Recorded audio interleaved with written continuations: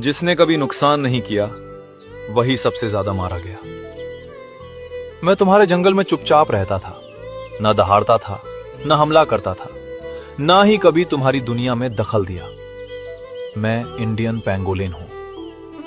मेरी जिंदगी रात में शुरू होती है। मैं जमीन खोदता हूं, दीमक और चींटियां खाता हूं।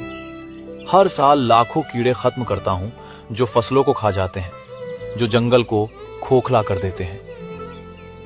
मैं बिना आवाज किए जमीन को जिंदा रखता हूं।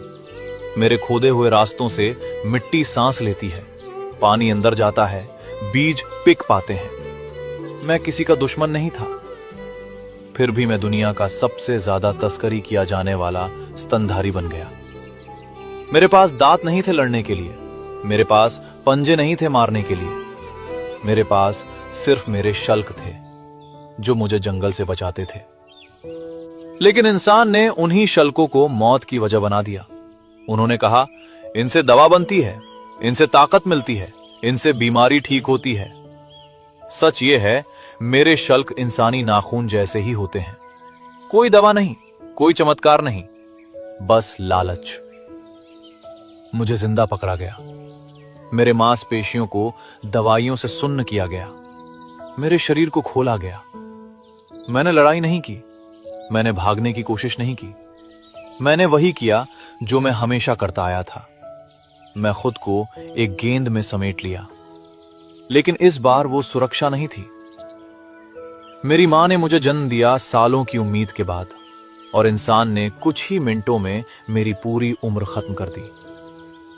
आज मुझे कागजों पर संरक्षित कहा जाता है, कानूनों में मेरी रक्षा लिखी है, लेकिन बाजार में मेरी कीमत ज्यादा है। और जहां कीमत ज्यादा होती है वहां कानून हमेशा पीछे रह जाता है।